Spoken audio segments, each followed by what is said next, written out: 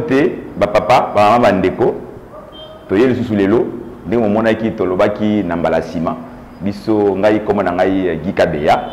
n'est-ce pas, na yé en tant au nom na combo ya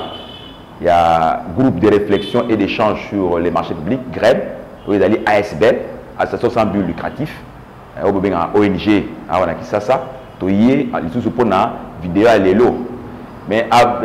liboso to banda makama vidéo makambo thème na biso lelo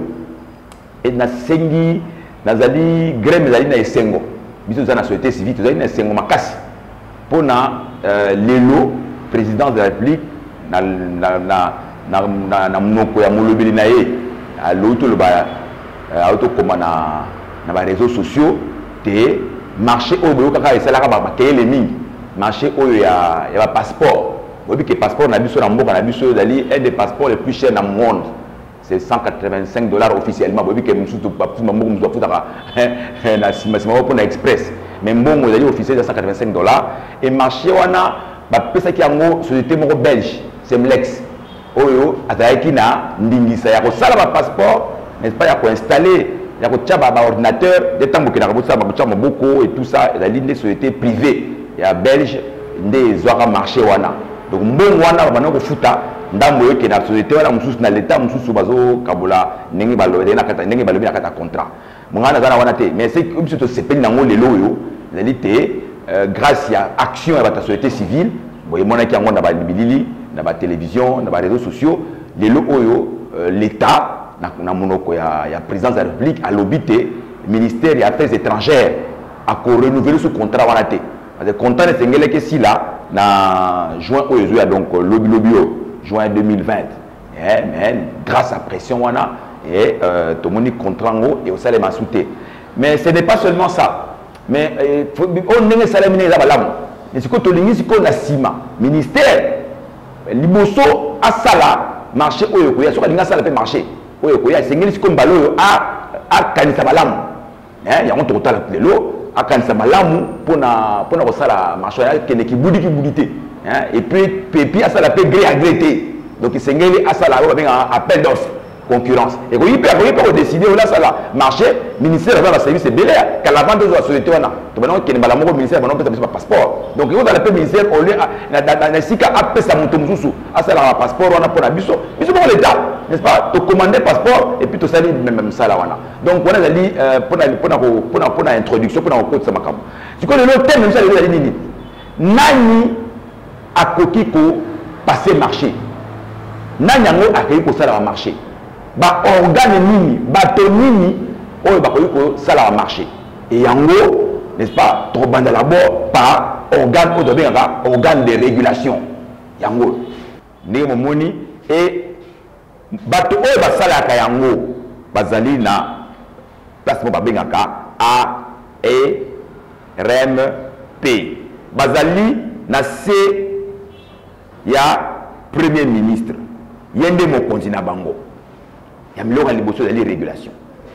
et le kwa mibale ezali oyo babengaka ba autorité contractante tokozongela yango et puis eloko ya misato ezali bato basalaka contrôle. Donc, elle a commis ça oyo et d'aller dans mon tout ya makasi. Donc, ceux qui vont monter dans le marché public, et c'est que nanyango a fait la régulation dans mboka oyo ya marché public. Pour le marché public. Et donc c'est la kango d'aller ARMP, oyo na pour le poto lobby, autorité de régulation des marchés publics. Musala na yemini. Musala na zali ko sala ko tala ceux qui makambo nyonso ya marché public et d'aller ko kende malamu. Omoni yango après tu as on moni na mai na nzoto et ça la température na biso on ça la fièvre mingi te za mukete soko salim ki otoki ma température très ndé musala ya ARMP yango wana asala la régulation attendez que bato nyonso oyo basala na marché wana bazana mbwanya pour sala marché mayele soko bazana ngote asali bango apesa bango formation bato nyonso bazana matériel soko bazana ngote asenki bapesa bango matériel.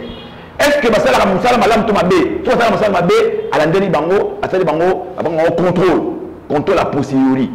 après so basala makamna bon les amis musala ya ARMP mais musala tout dali la mini dali autorité contractante wande mutuya makasi bangonde ba salaka ba marché bangonde ba sengaka na ba société privée baya au déposer. Exemple, autorité contractante mutu sala awara kata Kinshasa dans les villes. Ville a une autorité contractante. Commune a une autorité contractante. Donc on va la ça. C'est comme à niveau central, l'autorité contractante sur la ligne, le ministère nous sommes en Gawana. Le ministère. Boni ba autorité contractante ba sala ka marché. Ville ya Kisasa par exemple, to commune ya Lingwala, ata ville ya Lumbashi, ba koki ko sala marché ki ngona te kibudi. Pour la ville à sala marché na domaine songolo to pakala, to commune, to ville, to ministère. Et sengeli na musala na ye o amela na ba attribution na ye azala ndingisa ko sala musala wana. Exemple, ministère, il y a par exemple, il y a enseignement primaire et secondaire, EPSP. Nous sommes allés à l'école primaire et secondaire. À côté de ça, la marché, dans ma sali, ma hôpitaux. Que non, ministère à EPSP, nous tout le monde a un peu na Kisasa, nous avons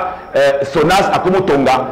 Padani, à comme Tonga, Padani, clôture, il y a palais de justice, na Gombe. Et ça l'a raté. Nous sommes Sonas, nous sommes raté. Donc, c'est un motona motu.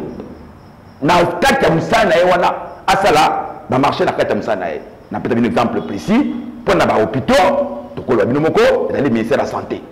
wa sala hôpital pour mu sala kelasi dans le musala EPSP so mu sala université autant à université ezali musala ya ministère ya ESU enseignement supérieur universitaire. Alors pour la ville par exemple la Kinshasa vous dites que la Kinshasa ville azaka na banzela nango nzela mutu ba nzela ba Gambela et la ville. Donc pour la kotonga nzela wana ya Gambela. Et dans musala il y a ministère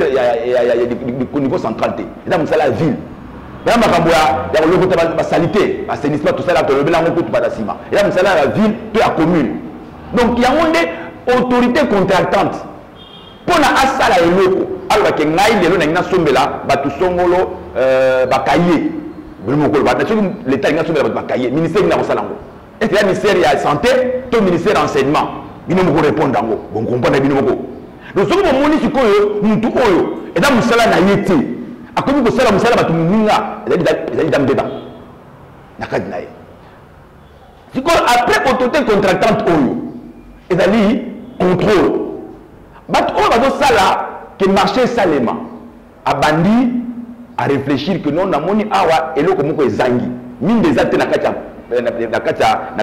commune ngai ndalengina tsa minda pona bato monaka pona ba coin ya ba kuzu to ya mwili esila a liboso asala marché wana esengeli mutu mususu pe a contrôler yango. Est-ce que tango azo sala marché wana est-ce que mbongo ezali ba benga budget pour na sala marché wana ndenge akoningi ko sala yango ba benga procédure le lenge à cause de la yango. Est-ce que le lenge wana o mutu o ya poni pour na sala marché wana asa la paix d'offre toi qui ne malamu kwa senga mutu mwa déposer est-ce que le lenge malamu et c'est mutu mwa contrôler attends ceux qui a la raison toi na tort mutu sala yango dali batasa la contrôle a priori et awa zalaka DGCMP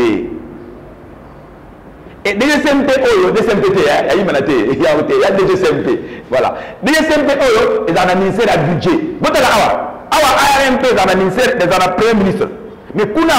ministère du budget bangonde batalaka soki misala ya bato oyo ya autorité contractante ya ville ya commune ministère tout ça balingi basala misala est-ce que misala yango ezali malamu liboso kutu baba na misala wana wana ezali mpona koloba simplement donc bino bobo comprendre yango soki boyebi ndenge oyo te mutu moko aye alino nga azaka na ville ya Kinshasa nalingi naki kosala makambo ya péage ya Congo central likambo ekomi likama ezaka mingi oyo nga naza na neti oyo tozala bitumba moko ezalaka awa na mboka na biso bitumba ya ba assainissement ya badéchet entre gouvernorat ya kala na primature boyebaka yango ntango baongi babanaye kosukola wana donc ezalaka ndenge wana aéroport likambo mpe aéroport nani yango akosala mpona ba aéroport est ce que ezali RVA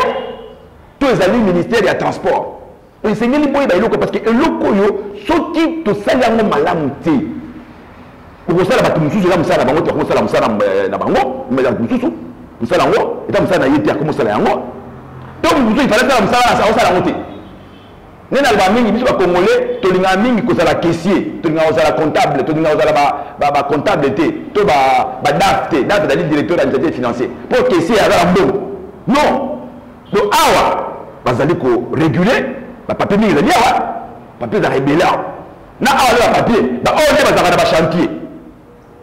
mais comme biso tolingaka mingi chantier oyo mpo ya nini mingi bazalaka mingi basala awa ata bachantier yango ce n'est pas bachantier yango nous sommes chantier nzela et dans balinga muso linga chantier nzela ko linga chantier nini ya mbla école to ya hôpital ya ngonde ezaki nini ya bisa lelo et to semaine makasi ndenge déjà vous savez ba commentaire na page na biso Facebook même na vidéo na bisa liboso donc ce qu'on a la question sur yango nyoso yo toko répondre pour na résumer et sengeli boye bakate il y a un organe ezali oyo epesaka ba marché alors ceux qui mutu alobi ke ye azali mutu à l'état apesi mutu marché to linga pesa marché tuna ye mukanda nini to texte nini epesi ndingisa asala musala wa sala wana c'est tout ata ko ba ngai na zamu konzi o madame na boye o da nani ye tuna ye ba benga ngo na droit la compétence et l'attribution tuna ye mukanda nini wana ya mubeko mubeko nini wana epesi ye ndingisa asala eloko alinga sala eloko alinga tonga wana voilà ça c'est un peu un résumé pour na vidéo salelo matondi mingi